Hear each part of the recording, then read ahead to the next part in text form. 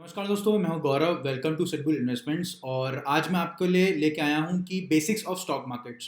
ठीक है, stock market 101 इसका नाम है। तो इस वीडियो में आपको बताऊंगा कि एग्जैक्टली स्टॉक मार्केट होता क्या है, कैसे ऑपरेट करता है। क्विकली मैं एक ओवरव्यू देने की कोशिश करूंगा। ये वीडियो स्पेशली उन लोगों के लिए है जो लोग चाहते हैं स्टॉक मार्केट सीखना, कि उनको लेकिन बट उनको कुछ आइडिया नहीं है कि कहाँ से स्टार्ट करना है, कैसे स्टार्ट करना है, कैसे ऑपरेट होता है स्टॉक मार्केट, कहाँ अकाउंट खोलना होता है। ये सब चीज़ें मैं इस सीरीज़ में कवर करूंगा, जो कि है स्टॉक मार्केट 101 बेसिक सीरीज़। ठीक है, तो मैं आपको बताता हूँ आज की स्टॉक मार्केट क्या होता है और क्यों ज़रूरत पड़ती है स्टॉक मार्केट की। ठीक है, तो हम शुरू करते हैं। What is stock market? Stock market is a place way stocks are bought and sold. ठीक है, तो स्टॉक मार्केट एक ऐसी जगह है, एक ऐसा मार्केट है जहाँ पे कंपनी अपने शेयर्स बेचती है और वहाँ पे खरीद बेच होती है पार्टिसिपेंट्स के बीच में। ठीक है, ये रियल वर्ल्ड से बहुत ही ज़्यादा सिमिलर एग्जैक्टली वही है। ठीक है, सप्लाई डिमांड का खेल है, बायर सेलर्स का खेल है। जैसे सब्जी मंडी होती है, वहाँ पे लोग आते हैं, अपनी सब्जी बेचते हैं और नॉर्मल इंडिविजुअल्स सब्जी खरीदते हैं। This is exactly as that is it's just that कि स्टॉक की जगह वहाँ पे सब्जी की जगह यहाँ पे स्टॉक होता है। ठीक है, मार्केट में, स्टॉक मार्केट में कंपनियां, बड़ी बड़ी कंपनियां आती हैं, वो अपने शेयर्स देती हैं और पैसा उठाती हैं। ठीक है, सिमिलर टू अदर मार्केट्स है। और स्टॉक बेचती है। स्टॉक स्टॉक मतलब क्या होता है आपका? Stock is a share. Stock बोल सकते हो, शेयर बोल सकते हो आप। तो शेयर आपका क्या होता है? एक कॉन्ट्रैक्ट होता है कि भाई हाँ, आपकी एक हिस्सेदारी है, एक ओनरशिप है। ठीक है, 1% हो, 2% हो, 100% हो, कितना भी हो, एक ओनरशिप होती है। तो उसको फाइनेंशियली एज ए किया गया है फाइनेंशियल इंस्ट्रूमेंट के थ्रू, जिसको हम बोलते हैं स्टॉक शेयर। ठीक है, ये कीवर्ड है, ये टर्मिनोलॉजी हम यूज करते हैं, फाइनेंशियल इंस्ट्रूमेंट बोलते हैं इसको। तो ये जब कंपनी देती है तो उसके इसके बदले में पैसे लेती है। ठीक है, फॉर एग्जांपल अगर कंपनी 10% शेयर्स, मतलब 100% की इक्विटी होती है कंपनी में। ठीक है, हम 100% की हिस्सेदारी कंपनी में है। उसमें से कंपनी ने डिसाइड किया कि 10% की हिस्सेदारी वो बाहर पब्लिक को दे देगी या किसी और को दे देगी।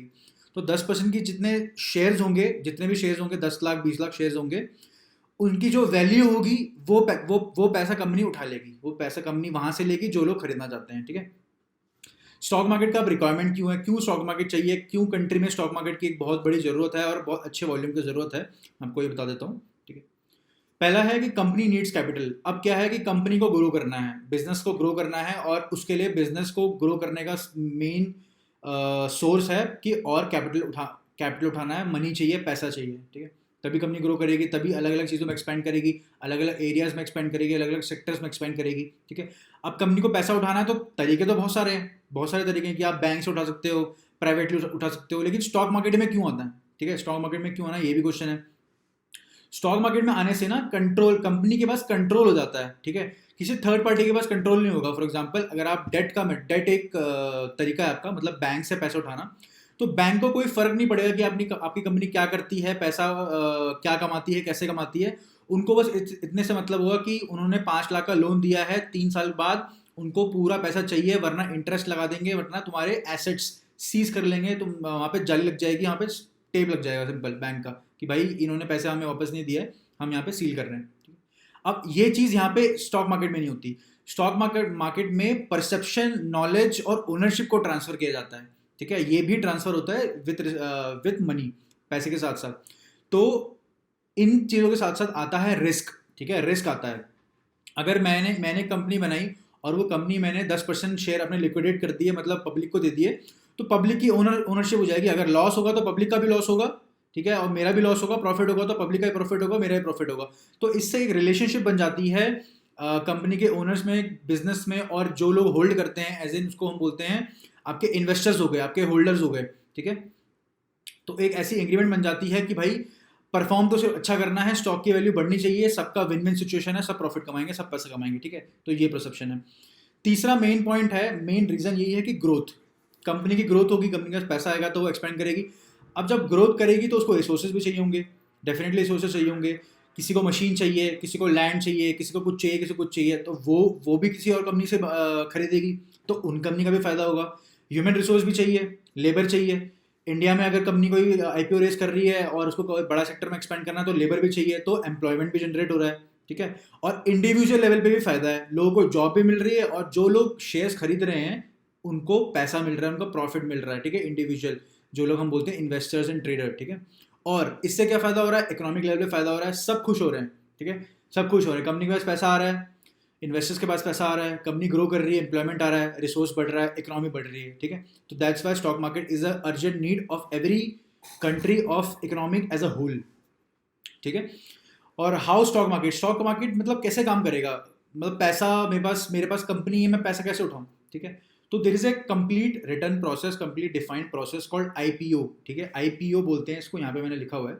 आईपीओ मतलब होता है आपका इनिशियल पब्लिक ऑफरिंग, ठीक है। नाम में मतलब है initial public offering, first time public को स्टॉक्स दे रहे हैं, ठीक है, सिंपल सा मतलब है इसका। तो कंपनी अपना जब फर्स्ट टाइम 10%, 5%, 16% जब अपना हिस्सेदारी हटाएगी और पब्लिक को देगी, तो उसको हम बोलते हैं आईपीओ, इनिशियल पब्लिक ऑफरिंग, ठीक है। इसका कंप्लीट प्रोसेस है, सेबी के पास एक रिपोर्ट जाती है, उनको कुछ कंप्लायंस ऑफिसर्स बनाने होते हैं, मतलब पूरा बहुत बड़ा प्रोसेस है। उसके बाद कंपनी लिस्ट होती है स्टॉक मार्केट के अंदर, स्टॉक मार्केट के अंदर लिस्ट होती है, तो ऑटोमेटिकली जितने भी शेयर्स होंगे वो सारे चले जाएंगे इन्वेस्टर्स के पास, रिटेल ट्रेडर के पास, बड़े बड़े फाइनेंशियल इंस्टीट्यूशंस के साथ, ठीक है। तो ये हो गया आपका आईपीओ और हाउ स्टॉक मार्केट कैसा पैसा अगर कैसे उठाना है, तो ये आपका मैंने बता दिया। डिटेल में चाहते हो तो डिटेल में मैं अलग से वीडियो बना दूंगा, आप कमेंट में लिख देना, ठीक है। अगर आपको चाहते हो कि आईपीओ कैसे होता है, आईपीओ में कैसे इन्वेस्ट करना है, उसके लिए भी मैं वीडियो बना दूंगा, नो इश्यूज़। उसके बाद अब स्टॉक मार्केट में कंपनी ने लिस्ट तो कर दिया, कंपनी आ गई, शेयर्स भी आ गए, अब क्या करना है, ठीक है। अब हर एक इंसान, आपको पता है 2 करोड़ से ज़्यादा लोग इंडिया में ट्रेडिंग करते हैं, स्टॉक मार्केट करते हैं, जो कि फेयरली बहुत कम है, ठीक है। हमारी 1.1 बिलियन से ऊपर हमारी पॉपुलेशन है, बट सिर्फ 2 करोड़ लोग ही करते हैं। तो चलो ठीक है, दैट्स असाइड। तो अब यहाँ पे लिस्ट होगी कंपनी, तो अब करना क्या है, किसको क्या करना है, किसी को नहीं पता ना, ठीक है। लेकिन यहाँ पे क्या है, हर एक इंसान अपना खुद का मोटिव लेके स्टॉक मार्केट में आता है, कि उसको इन्वेस्टिंग करनी है, कि उसको ट्रेडिंग करनी है, उसको स्विंग ट्रेडिंग करनी है, पोजीशन डिफरेंट टाइप्स की बाइंग एंड सेलिंग ऑप्शंस है। बाइंग एंड सेलिंग ऑप्शन है, आप स्टॉक को खरीद भी सकते हो, आपको बेच भी सकते हो, आप खरीद के ऊपर बेच के प्रॉफिट कमा सकते हो, आप ऊपर सेल करके नीचे जब बेचोगे तब प्रॉफिट कमा सकते हो। There is endless profit possibilities, ठीक है।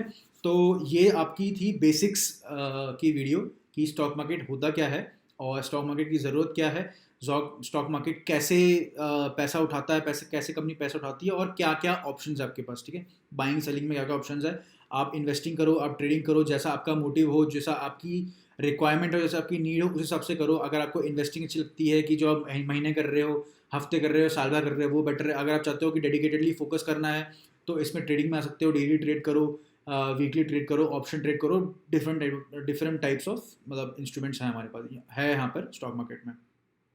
तो ये थी आपकी बेसिक सीरीज़ की वीडियो।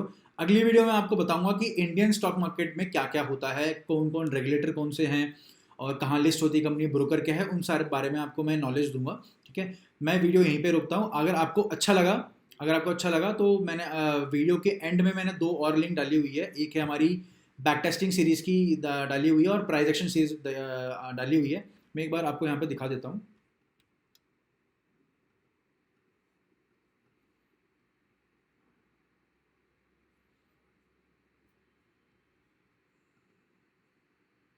ठीक है, तो ये है होम पेज। आप अगर आप नए हो तो स्टॉक मार्केट की पूरी सीरीज़ देख लेना, अगर आपको स्टॉक मार्केट नहीं पता क्या होता है।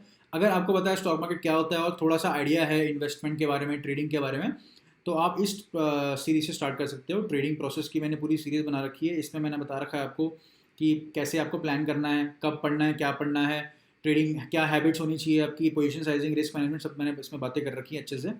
उसके बाद प्राइस एक्शन की सीरीज़ अभी निकल रही है, कि प्राइस एक्शन होता क्या है, उसके अंदर फैक्टर्स कौन से हैं, उनके डिटेल्स, और उसके पे एग्जांपल्स और थोड़ी बैक टेस्टिंग।